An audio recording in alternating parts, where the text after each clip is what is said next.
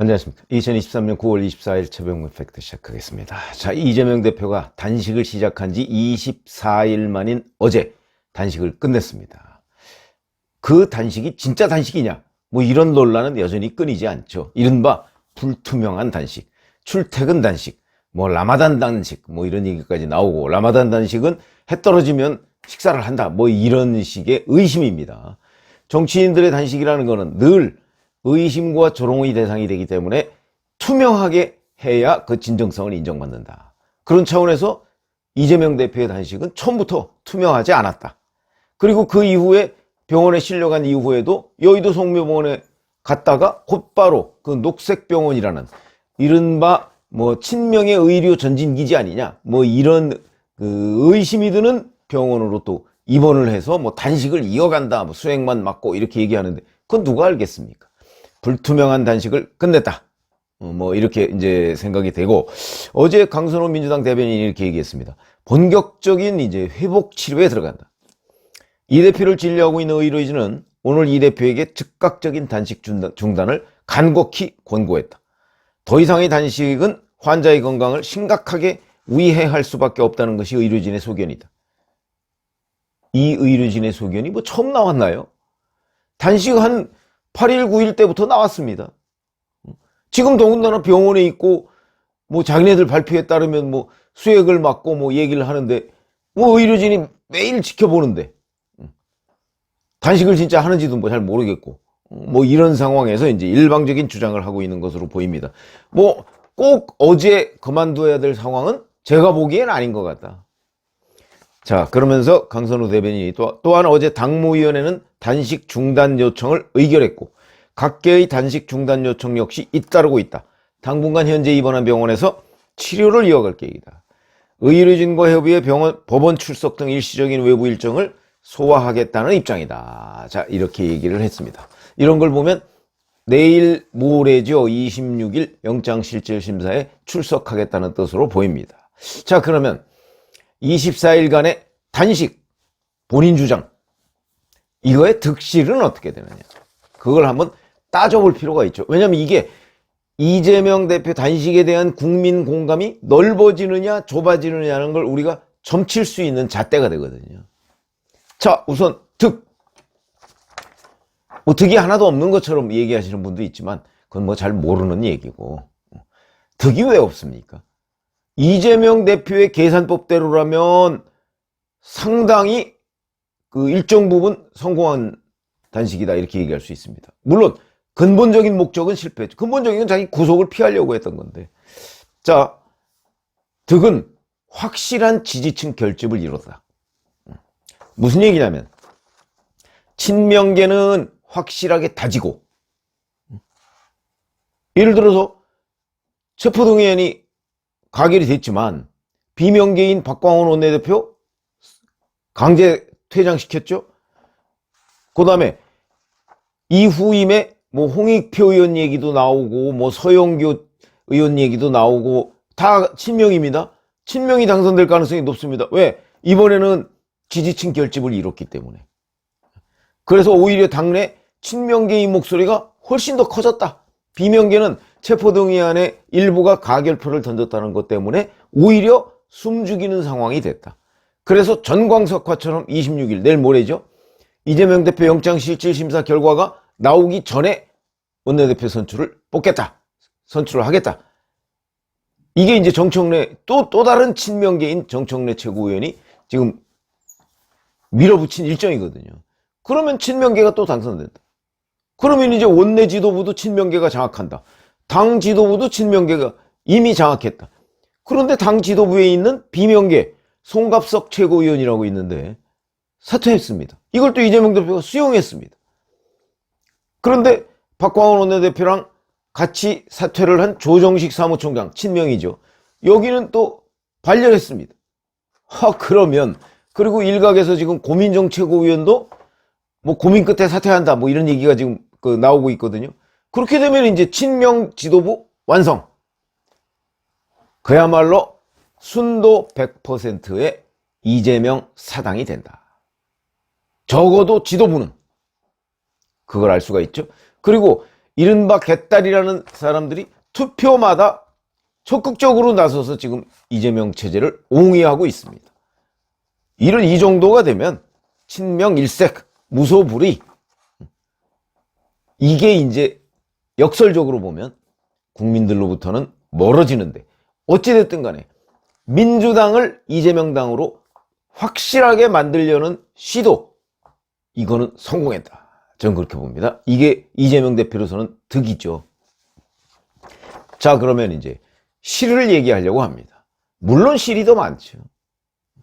처음에 요구했던 게 세 가지입니다. 민생 파괴, 민주주의 훼손에 대한 윤석열 대통령의 대국민 사과, 일본 오염수 방류 반대 입장 천명 및 국제해양재판소 제소, 전면적 국정쇄신과 개각 단행. 어느 것 하나도 여당이 들어줄 수가 없는 내용입니다. 아니, 윤석열 대통령이 아무리 잘못했다고 한들 민주주의를 훼손했다는 부분을 인정할 수가 있겠습니까? 인정할 수도 없고 인정해서도 안 되고. 어찌 보면 민주주의 훼손은 사당화의 길을 가고 있는 이재명 대표가 하고 있는 거고, 그 다음에 민주주의의 기본 원칙이 뭐 산권 분립 뭐 이런 겁니다. 지금 입법 독재를 하고 있는 사람이 바로 민주당 이재명 대표 아닙니까? 거기다가 사법부의 사법적 절차를 지금 거스르려고 하고 있는 게 바로 이재명 대표이기 때문에 어찌 보면 민주주의 훼손은 이재명 대표가 더 심각하게 하고 있다. 더군다나 오염수 방류 반대 입장 천명. 글쎄요, 뭐 입장 천명을 할 수 있을 텐데 오염수 방류를 왜 반대해야 되죠? 그 오염수에 방사능 물질이 섞여 있다는 게 지금 오늘로서 딱 방류 한 달이네요. 다 방사능 물질이 없다는 게 확인이 돼 있습니다. 그런데 왜 반대를 해야 되죠? 우리나라도 지금 방사능 물질 처리해서 방류하고 있습니다. 중국도, 프랑스도 다 그렇게 하고 있습니다. 왜 일본은 해서 안 되느냐? 이 부분을 오히려 본인이 설명을 해야 되는데, 결국 과학적으로 완벽하게 입증이 됐기 때문에 이건 당초부터 말도 안 되는 요구였다. 비과학적인 요구였다. 전면적 국정쇄신?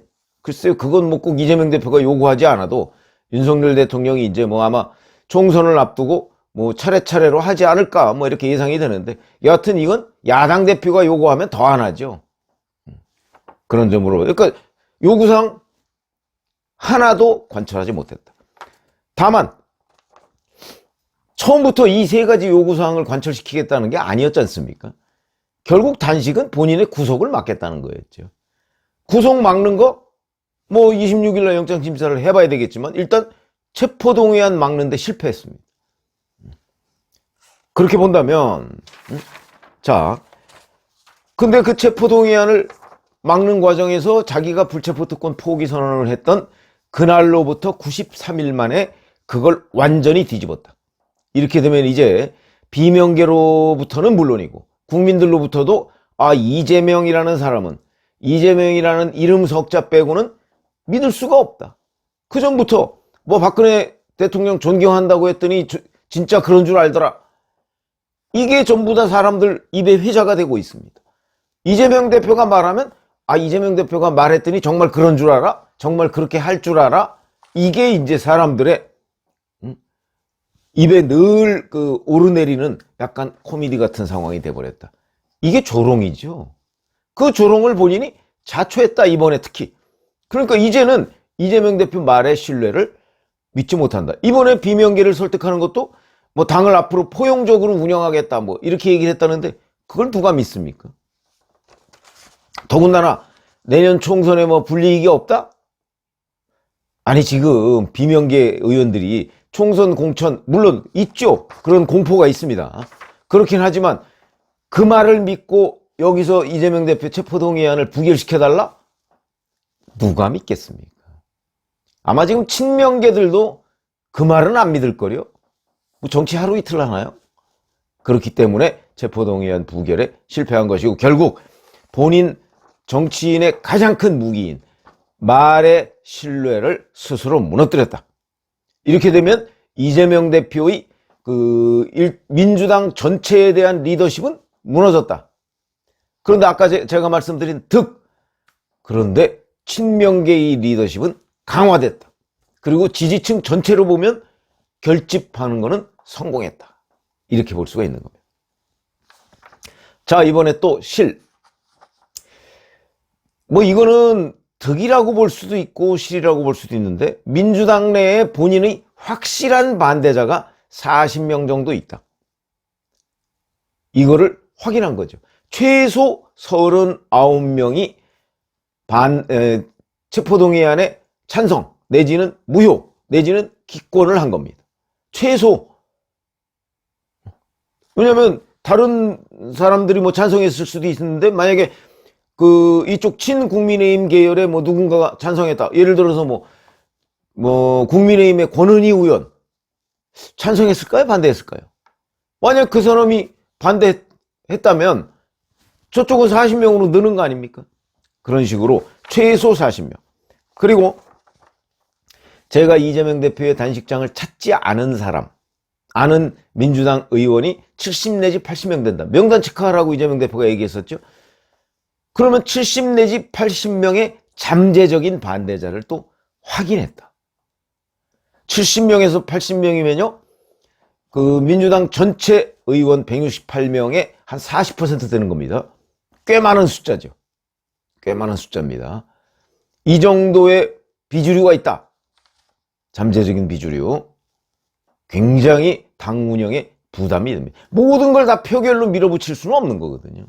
부담이 된다 하는 거고, 만약에 내년 총선 공천에 비명계를 학살하겠다고 한다면 그 숙청 대상이 되는 사람이 이 정도 숫자 내지는 40명 정도는 숙청을 해야 되는데 간단한 일이 아니죠.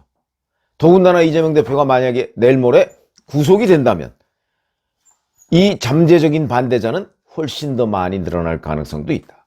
이거는 총선 때까지 끊임없이 위협적인 요인으로 있을 것이다 하는 거고요. 자, 그러면 제가 이제 여러 차례 앞으로 어떻게 되느냐, 이거는 점치기라고 제가 말씀을 드렸죠. 왜냐면 이재명 대표는 바로 이런 분석들을 보고 자기가 어떻게 대응해야 될 것인가를 끊임없이 연구하고 수정할 거거든요.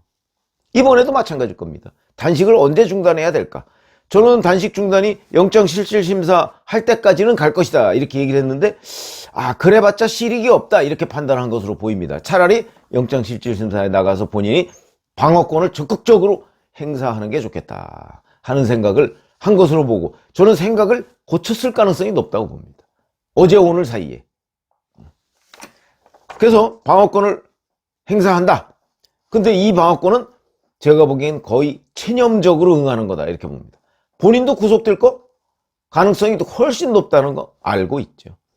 이미 최측근들한테는 7월 말부터 그런 얘기를 했다는 그런 지금 취재 결과도 있습니다.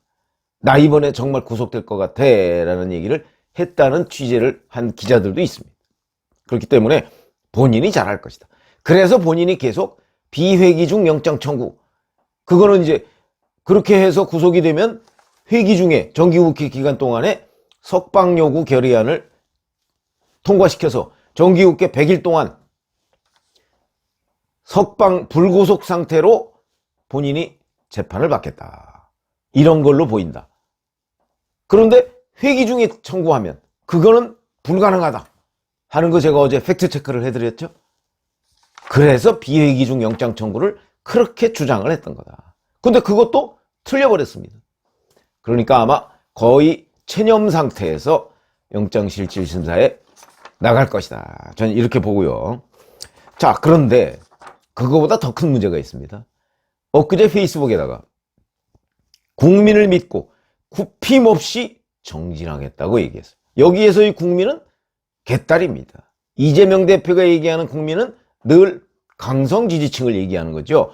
일반 국민을 어떻게 믿습니까? 갤럽 여론조사에 보면 일반 국민은 이재명 대표의 체포영장, 이재명 대표의 구속에 대해서 법 절차에 따른 정당한 수사다, 이렇게 생각하고 있는 사람이 53%거든요. 53%가 아니군요. 46%군요. 46%. 이거 앞으로 늘어날 거라고 제가 말씀드렸죠. 왜냐하면 이 조사에서 수도권은요, 정당한 절차라는 사람들이 61%입니다. 그건 무슨 얘기입니까? 뉴스에 민감한 사람은 이 과정을 비교적 다른 지역에 있는 사람보다 잘 안다는 거죠.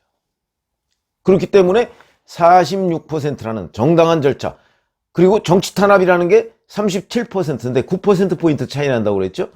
그 정치 탄압이라는 숫자, 그것도 조금 줄어들 거고, 시간이 갈수록 46%는 시간이 갈수록 더 늘어날 거다. 구속이 되면 그 격차가 더 커질 거다.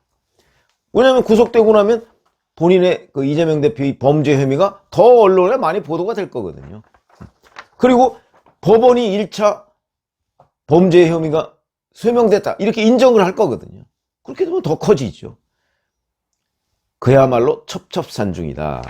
그런데도 국민을 믿고 굽힘 없이, 이 얘기는 대표직 사퇴는 없다는 뜻이죠. 자, 그러면 당에서는 이제 비명계 다 사퇴하고 이재명 사당화를 완성해 가는데, 그런데 국민들로부터는 점점 더 멀어진다.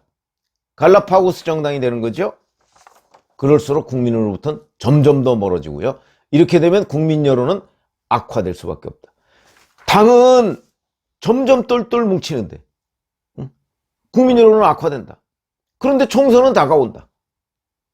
이렇게 되면 민주당의 지지율은, 물론 뭐 지지율이라는 게 상대적이죠. 뭐 윤석열 대통령이 리드하는 국민의힘이 어떤 입장을 갖느냐. 뭐 국민의힘도 지금 뭐 사실은 국민의 신뢰를 받고 있지는 못한 거 아닙니까? 저는 그렇게 생각합니다. 여론조사를 보면 갤럽 조사에서 33대 33이더군요. 이 와중에도 그 정도면 국민의힘도 반성해야 되는 건 맞죠. 그러나 뭐 그런 상황이긴 하지만 점점 더 이재명 대표의 신뢰도도 무너지고 리더십도 무너지고, 근데 이 여세를 몰아서 옥중공천한다 얘기가 나오고 있습니다. 그건 제가 이제 나중에 말씀을 드리겠지만 저는 뭐 가능하다고 봅니다. 왜 가능하냐? 이재명 대표의 목표가 민주당을 내년 총선에서 일당으로 만드는 게 아닐 가능성이 높기 때문이다. 그럼 뭐 나중에, 그러니까 저희가 그 정치 부기자로서 이 정치 분석을 하는 거는 상식과 국민 여론의 중간층, 그 다음에 일반적인 상식, 정치 경험, 이런 것들을 가지고서 분석을 하는데 이재명 대표는 그 상상 이상이다. 늘 그래왔다 하는 점에서 본다면 저는 이재명 대표의 목표는 제1당이 아니라고 봅니다. 이재명당이 목표죠. 이재명당. 근데 그걸 위해서는 지금 의석은 좀 잃을지 모르지만 이재명당을 위해서는 향해서 가고 있는 길이거든요. 이게 민주당에는 최악이고, 이재명 대표는 목표 달성을 했다고 흡족해야 할지 모르겠다. 옥중공천 가능하다. 저는 그렇게 봅니다. 가능하죠. 그러나 비명계가 뭐 탈당을 한다든가 뭐 이런저런 변수가 남아있다. 거기까지 말씀을 드리고, 옥중공천 문제는 뭐 별도로 한번 아이템을 다뤄서 말씀을 드리겠습니다. 고맙습니다.